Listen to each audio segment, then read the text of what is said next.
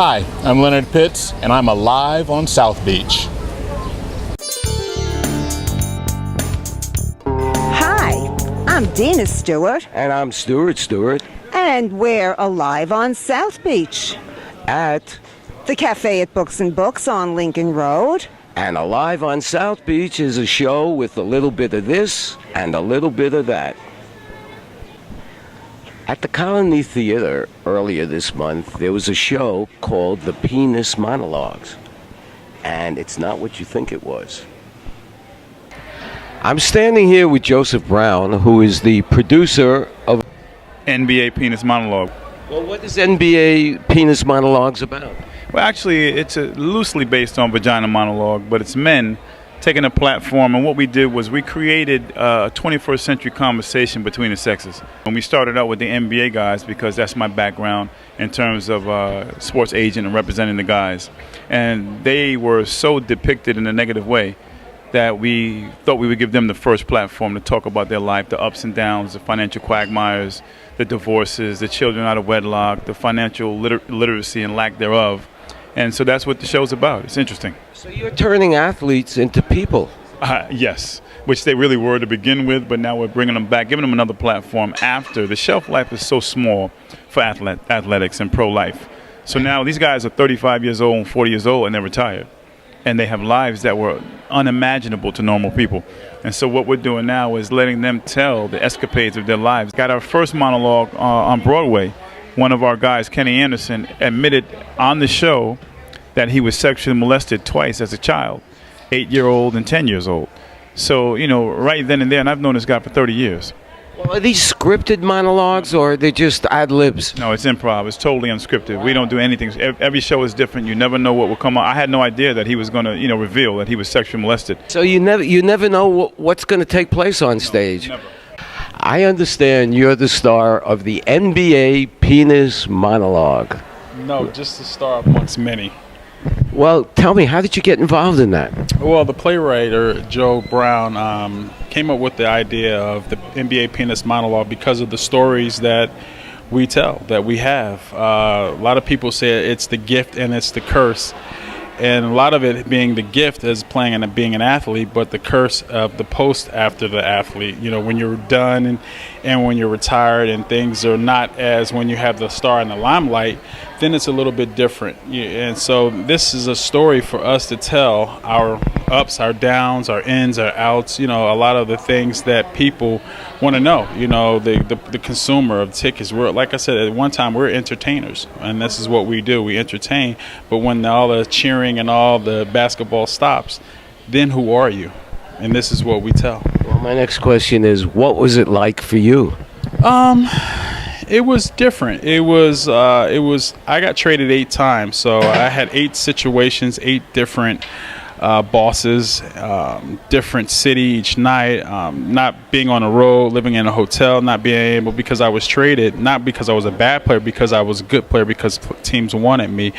And it's the psychological aspect of it, dealing with the road. Dealing with women.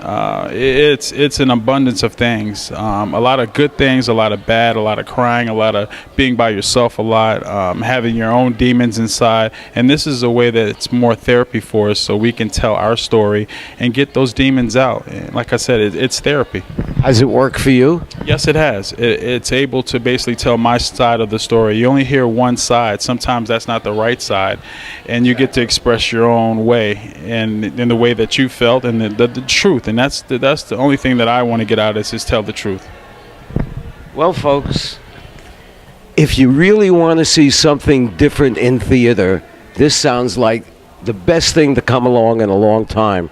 I really commend these guys for doing the penis monologues. It's not easy to get up on stage and bare your soul and speak about all of the ups and downs, as they refer to it, especially the personal issues that nobody talks about.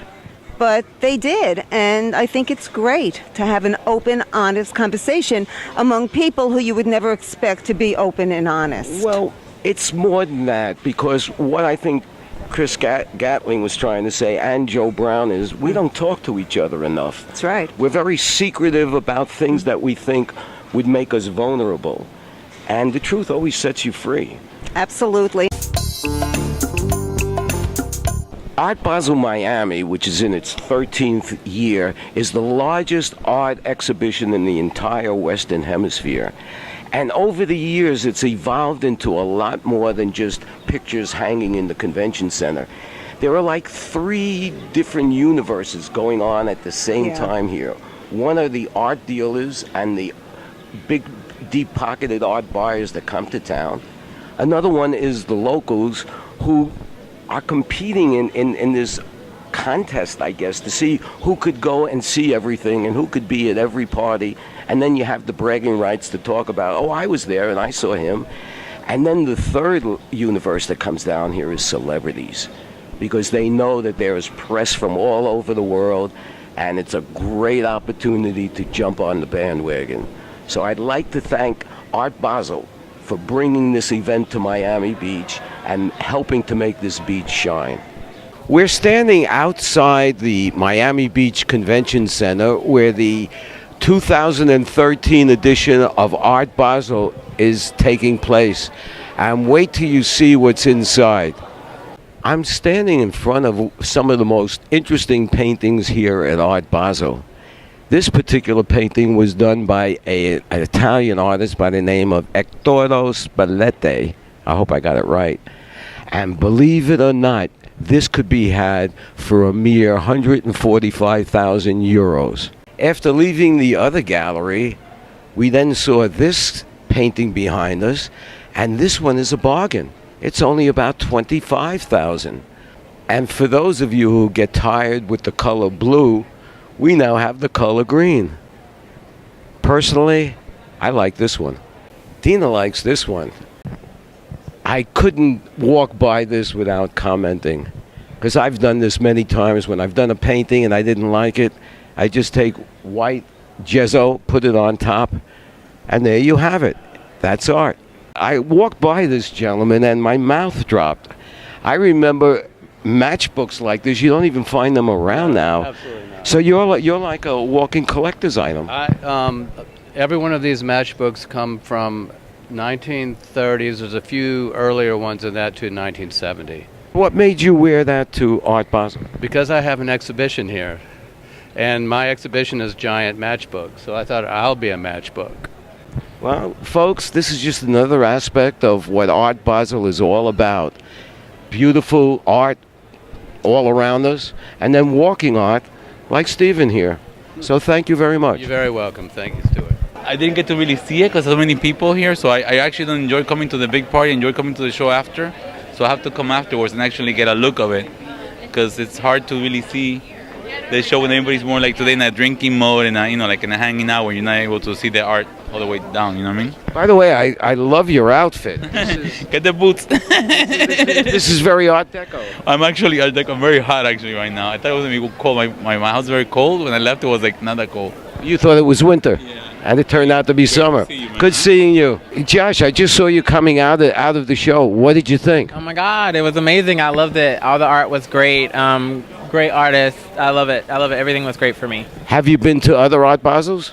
No, this is my first one. I've actually been here the whole time. I just relocated to Miami. I've been commuting here for a few years, but this is my first time actually taking the time and going through the whole thing. And so before I was here shopping with clients, and now it's here having a good time and really getting to see it. And I noticed your outfit. Who are you wearing? It's actually H&M, Versace for H&M. So yeah, so that's who it is.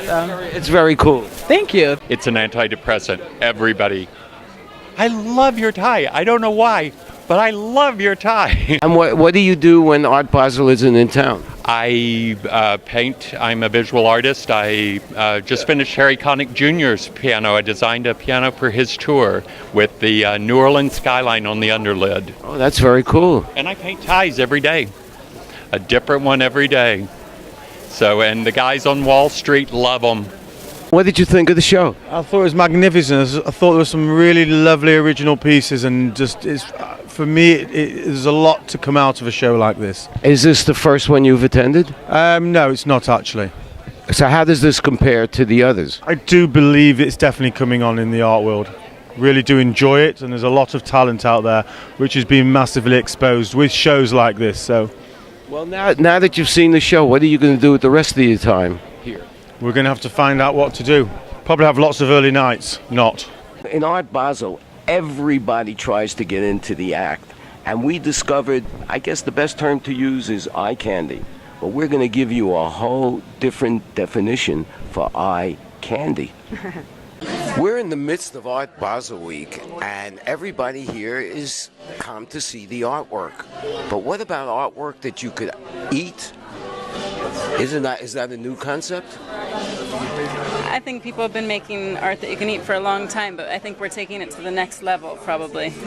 Well, how did you come up with this idea? So Dylan had wanted us to do some sort of a collaboration or to work with them on something, and we thought at the time of Art Basel it would be really interesting to kind of bridge candy and the art world with making the gingerbread art galleries. Well, what happens when you make a mistake? Did you eat, can you get to eat it or what? Caitlin ate a bit more than I did, and my assistant took the trumps and ate a lot of the stuff. We actually had to revisit Dylan's a little bit more often than we needed, thanks to his appetite. And after this exhibit, what happened to the original pieces? Unfortunately, the originals didn't make it to Miami from New York. They, over time, begin to disintegrate. As you know, sugar gets very sticky and gingerbread dries out. And so we took photographs in order to capture them forever, because the originals don't last forever, unfortunately. And the photographs are really fascinating.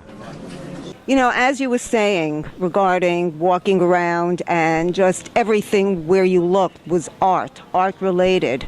As it happens, Stuart and I were on our way back from one art exhibition on the beach, heading towards another one. So we cut across 15th Street, which is an alley usually, except this time it wasn't. As we walked across, suddenly we see people lined up, there were 20 sitting, or 30 people clapping, music, art reflected on the walls. And I was called up and said, "Would you please read a poem?" I said, okay, sure, why not be part of the art performance? Florida Road Workers by Langston Hughes. Hey, buddy, look at me. I'm making a road for the cars to fly by on. Making a road through the palmetto thicket, light and civilization to travel on. I ain't never seen nobody ride so fine before. Hey, buddy, look. I'm making a road. It was interesting in watching you. You started out and you could tell, what am I Yeah, reading? what am I reading? When the music started, you got into the rhythm of the music. Right. And suddenly the poetry came alive. It was just amazing. We've had an opportunity to see a few movies in between all these great events that are going on, and one of the movies we saw was The Book Thief. It showed how Germans, ordinary Germans, not Nazis, not people involved in the war effort, just decent families who got caught up in that movement and how it affected them, and in the end they all died. And it was a very sad movie, to see. However, worthwhile. Very worthwhile, because it's going to give you something to think about and talk about. Another movie that we saw was The Dallas Buyers Club, which was about the early times of the AIDS movement. When AIDS was a death sentence. A guaranteed death sentence, and AZT was the only pharmaceutical drug that was around at the time. If you really want to see just good acting, this is a great movie to see. Absolutely. And it gives you something to think about. Yeah. Well, Stuart, that brings us to the end of another show. Well, Dina, I guess we should close. Okay. I'm Dina Stewart. And I'm Stuart Stewart. And we're alive on South Beach for syndicatednews.net. Hi, I'm Romero Britto. I'm alive on South Beach.